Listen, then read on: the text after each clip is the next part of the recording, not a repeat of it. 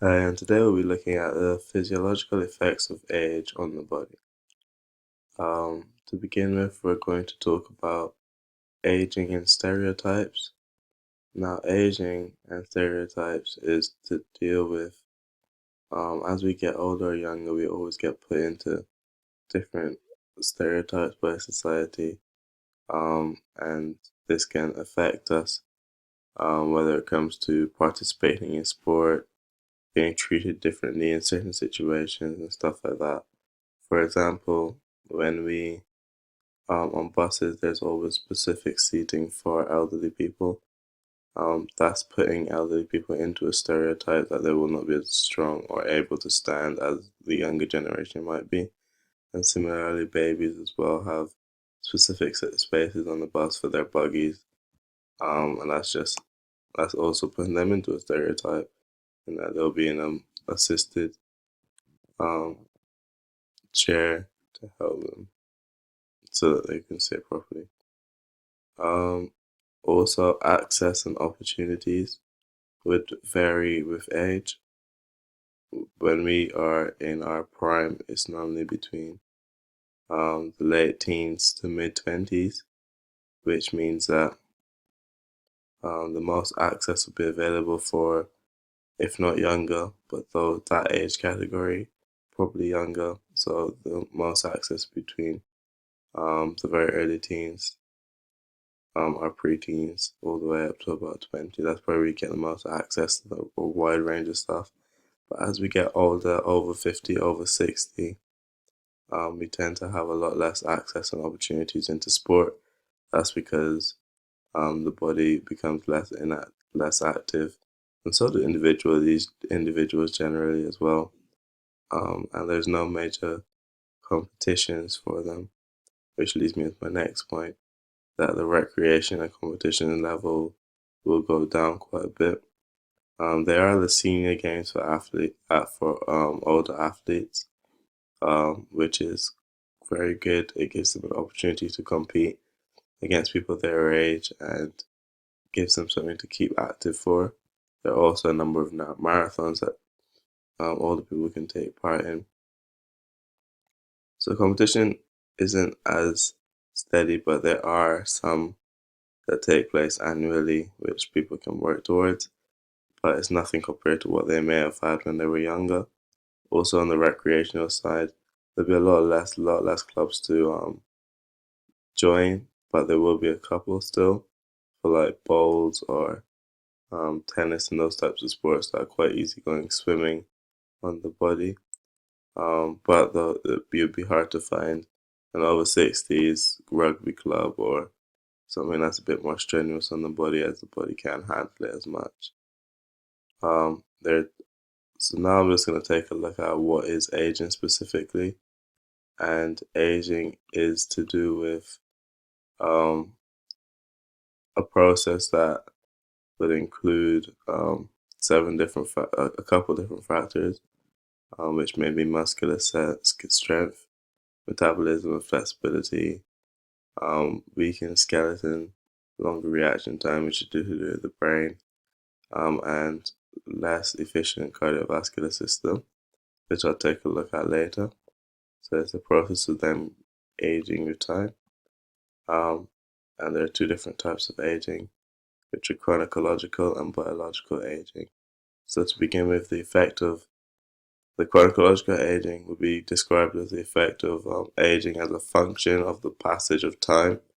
So what happens as time goes on? It happens independently, and no other variables can help it or change it. So there's no way to slow the process of chronological aging. The only way to change it would be death. Um, if there's no stopping it or slowing it down. However, biological aging is just the progressive changes in the physiological structures and functions that would affect the entire body. So this could be to do with just individual cells or even just connective tissues to vital organs. Now to go on to the skeletal system, and a number of things happen to the skeletal system as we age. One of the main things that happen is that you get a loss of calcium and other minerals, which causes the bones to be a lot more brittle than they would have been before, and that decreases bone density by quite a lot, which also would affect bone mass because bone density is to deal with how heavy or strong the bone might be. And this generally tends to happen between the age of 30 and 40 years old, well, to start happening, and then it continues on from there, and it's a process of getting worse and worse. And the physiology of it would be that the osteoblast, which are the cells that help to make bone, their activity would decline quite a lot, and the osteoclasts, which are the bones that would resorb bone tissue, would continue at the normal level it would be. So you would be cleaning more than you were making, which could be as you can imagine, would make the bones more thin and more brittle, which means that bones would break more easily and would not repair as well and as quickly.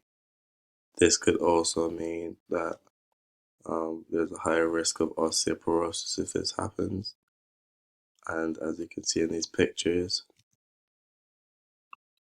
that in the normal bone matrix, there's a lot more bone there than there is when you have osteoporosis. You can see that there's a lot less layers happening, and that's because the osteoclasts are working at a higher level than the osteoblasts.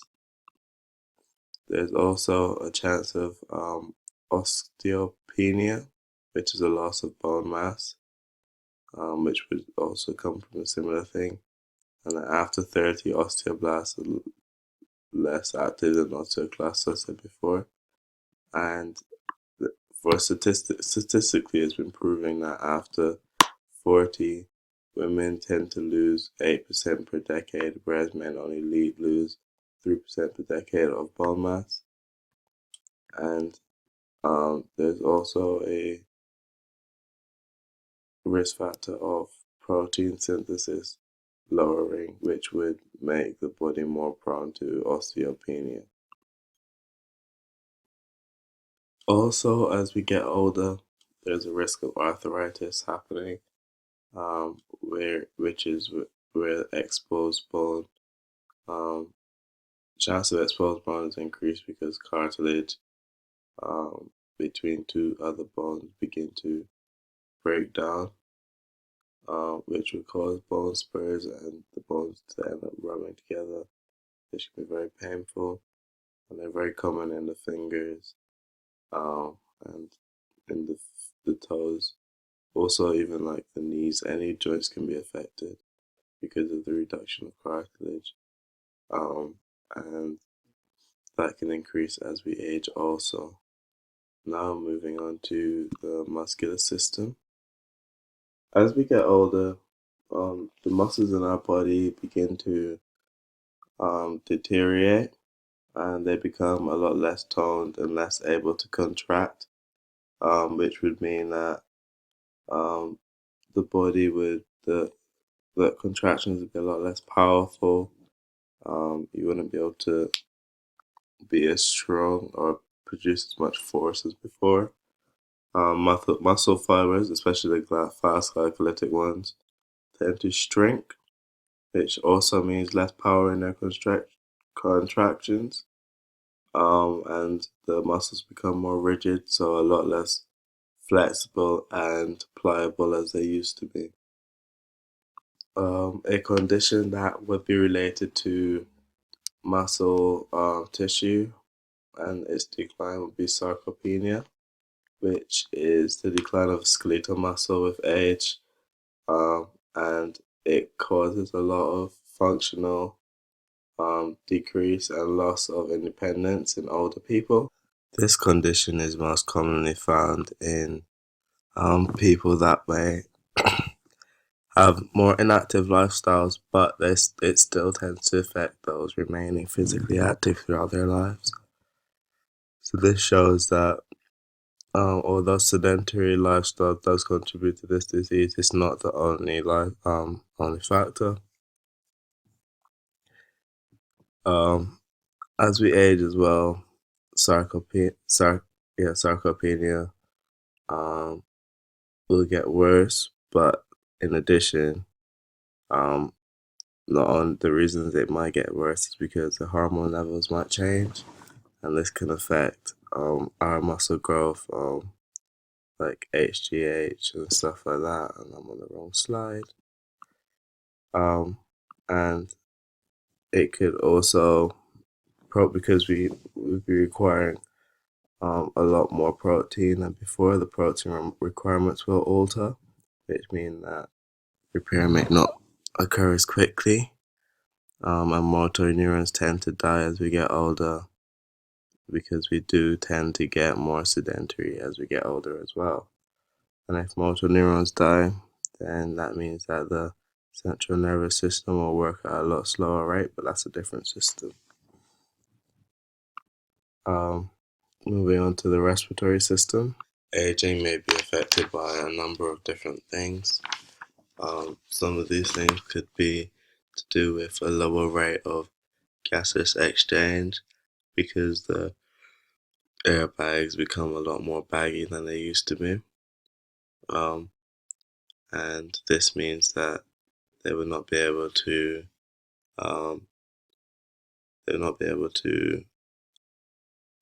diffuse as quickly and as easily.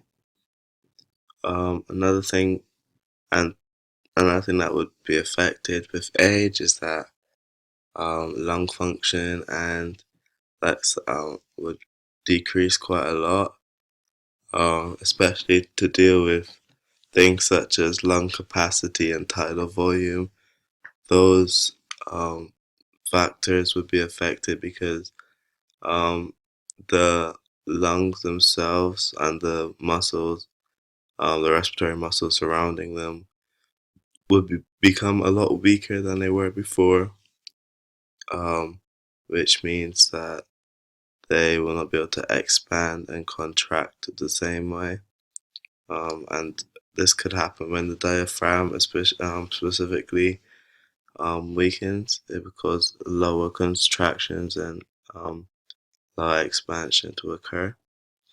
And another thing that could affect the lung function would be to do with even the bones of the rib cage become a lot thinner and can sometimes change in shape, which can reduce the range of motion of the lungs themselves, not being able to expand as much as they want to because they're being stalled by the rib cage. Another thing that may happen to the lungs is that the lung defense mechanism will lower and will not be the same, and it may let in harmful substances or just particles into the lungs that could affect the lungs and the respiratory system.